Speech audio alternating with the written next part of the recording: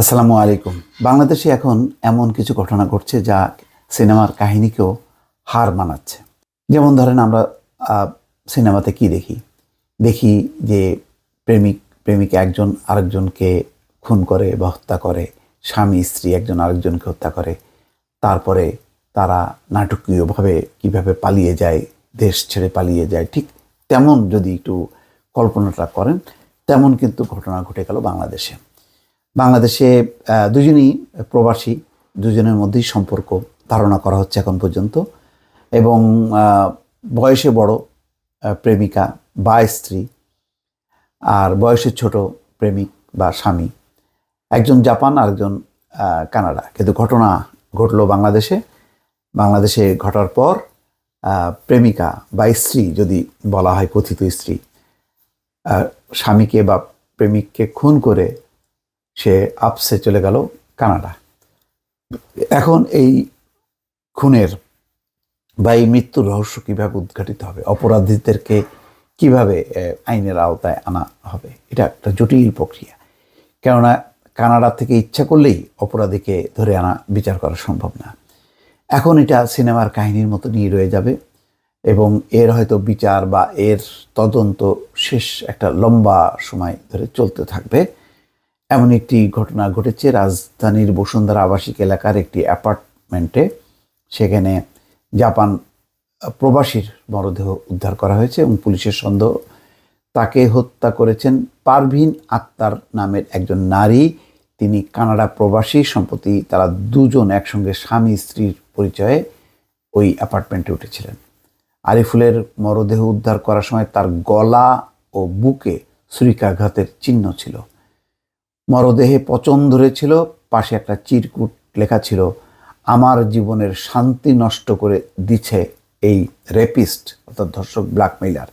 সে তার নিজের ইচ্ছায় আমার হাতে ধরা দিছে। নিজের হাতে এই রেপিস্ট ব্ল্যাকমেইলারকে মেরে শান্তি নিলাম। পুলিশের ধারণা চিরকুটটি পারভিন আক্তারের লেখা। দেখেন কীরকম, মানে তার জিজ্ঞাসা বা প্রতিহিংসা, এক ধরনের প্রতিশোধী স্পৃহা, যে সে রীতিমতো সেটা নোট ডাউনও করেছে এবং এক ধরনের স্বীকৃতি দিচ্ছে যে সেই এই ঘটনা ঘটেছে। এটার হয়তো অন্য পিঠও থাকতে পারে, হয়তো তৃতীয় অন্য কেউ ঘটনা ঘটাতে পারে, অনেক কিছুই ঘটতে পারে। কিন্তু এইগুলো আমি শুরুতে যেটা বলেছিলাম, দেখেন এইগুলো আমরা সিনেমাতে যে সমস্ত কাহিনী দেখি, নাটকে যে সমস্ত কাহিনী দেখি, এখন বাস্তবেও সেই রকম ভয়ঙ্কর চিত্র কিন্তু ঘটে চলেছে বাস্তবে। যে অ্যাপার্টমেন্ট থেকে আরিফুলের মরদেহ উদ্ধার করা হয়েছে সেটি মাটি প্রপার্টিজের। তাদের ওখানে দেওয়া তথ্য, সিসিটিভি ক্যামেরার ফুটেজ বিশ্লেষণ করে পুলিশ বলেছে 17ই মে বিকেল 4টার দিকে ওই অ্যাপার্টমেন্টে ওঠেন আরিফুল ও পারভিন। 7 দিনের ভাড়া বাবদ অগ্রিম 13,000 টাকা দিয়েছিলেন। পরদিন সকাল 6টা 31 মিনিটে পারভিন একাই সেখান থেকে বেরিয়ে যান। তাহলে 17ই মে উঠলো এবং 18ই মে চলে গেল। আর গত শনিবার আরিফুলের মরদেহ তার উপর একদিন পর উদ্ধার করা হয়, তখন ইতিমধ্যে পচে গলে গেছে, অনেকটা পচন ধরেছে। পারভিনের পাসপোর্ট ও ভ্রমণের তথ্য পর্যালোচনা করে দেখা গেছে যে তিনি গত 16ই মে কানাডা থেকে বাংলাদেশে আসেন। 18ই মে তিনি আবার কানাডা চলে গেছেন। চিন্তা করেন, 16 তারিখে এসে ঘটনা ঘটিয়ে 18 তারিখে এই মহিলা চলে গেছে। কত ভয়ঙ্কর নারী! মানে এইরকম একটা ঘটনা ঘটলে তো মানে আসলে স্বাভাবিক থাকা যায় না যে সে তো আর প্রফেশনাল কোনো কিলার না। কিন্তু ঘটনা ঘটিয়েছে। আর 16 তারিখে সেই সুদূর কানাডা থেকে বাংলাদেশে এসেছে। 18 তারিখে আবার একদিন, 16, 17, 18 একদিন পরেই সে চলে গেছে। চিন্তা করা যায়। তার মুঠোফোন নম্বরের সর্বশেষ অবস্থান শনাক্ত হয়েছে ঢাকার হজরত শাহজালাল আন্তর্জাতিক বিমানবন্দরে। গুলশানের পুলিশ বলছেন যে গত শনিবার ফোন করে দোতলার অ্যাপার্টমেন্টের একজনের লাশ পাওয়ার তথ্য জানানো হয়। তখন পুলিশ সেখানে গিয়ে পচা গলা অবস্থায় লাশটি উদ্ধার করে। লাশের বুকে ও গলায় ছুরিকাঘাতের চিহ্ন দেখা যায়।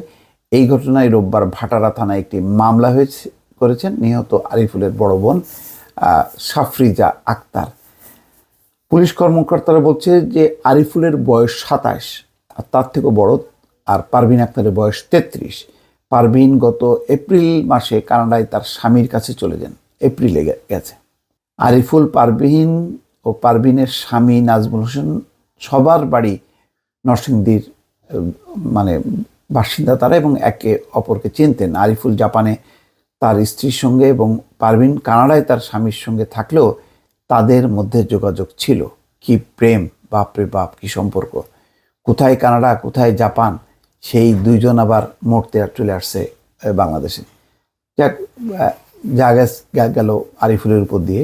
আরিফুল নরসিংদী রায়পুর থানার আদিয়াবাদ কালীকুরপাড়া এলাকার শাহজাহান শিকদারের ছেলে, আর পারভিন নরসিংদীর সদরের সাটির পাড়া এলাকার মোহাম্মদ নুরুল ইসলামের মেয়ে। পুলিশের ভাষ্যমতে আরিফুলের লাশ উদ্ধারের পর শনিবার পারভিনের বাবা মেয়ের হোয়াটসঅ্যাপ নম্বরে ফোন দিয়ে জানতে চেয়েছিলেন, তুমি এখন কোথায় অবস্থান করছো? জবাবে পারভিন আক্তার বলেন, জানো না যে আমি কানাডাতে আছি? এরপর পারভিন আক্তারের বাবা পাল্টা জিজ্ঞাসা করেন, তুমি নাকি দেশে এসেছিলে? তখনই পারভিন আক্তার সংযোগ বিচ্ছিন্ন করে দেন এবং অফলাইনে চলে যান। তো বোঝা যাচ্ছে যে গুলশান থানাও বলছে যে এখন পর্যন্ত যা তথ্য পাওয়া যাচ্ছে তাতে বলা হচ্ছে যে পারভিন আক্তার দীর্ঘদিনের ক্ষোভ থেকে আরিফুলকে হত্যা করেছেন। বিশেষ করে সিসিটিভির ফুটেজ, মুঠোফোন নম্বরের কথোপকথন বিশ্লেষণ করে ধারণা করা যাচ্ছে যে পারভিন আক্তারকে আরিফুল মানসিক নির্যাতন করেছেন। সেই ক্ষোভ থেকেই তিনি এই হত্যাকাণ্ড ঘটাতে পারেন। এমন হতে পারে আরিফুল হয়তো পারভিনকে বিয়ের প্রতিশ্রুতি দিয়েছিল যে সে বিয়ে করবে, কিন্তু দেখা গেল যে সে জাপানের যে সেই জাপানি একটা মেয়েকে বিয়ে করছে, এই একটা ক্ষোভ। তারপরও তার সঙ্গে হয়তো সম্পর্ক কন্টিনিউ করার চেষ্টা করেছে। সুতরাং ওই ক্ষোভ থেকে পারভিন হয়তো মনে করছে আমি তো কানাডায় থাকবো, সুতরাং আমি প্রতিশোধ নিয়ে আমি চলে যাব কানাডায়। এইরকম হইতে পারে। পুরো চলচ্চিত্র বা পুরো ঘটনাটা আসলে জানার পরে হয়তো একটা যে কোনো নির্মাতা একটা ভালো উপন্যাস লিখবে, কিন্তু এগুলি আমাদের সমাজে কতখানি এর প্রভাব পড়ে, এই সমস্ত মানে খবরগুলো যখন প্রকাশিত হয় তখন অনেকেরই মধ্যেই ক্ষোভ থাকে, যন্ত্রণা থাকে, প্রতিশোধের স্পৃহা থাকে। এইগুলো দেখে কিন্তু তারা অনেক সময় উৎসাহিত হয়। এটাও একটা বিপজ্জনক দিক। দর্শক, ভালো থাকবেন। আল্লাহ হাফেজ।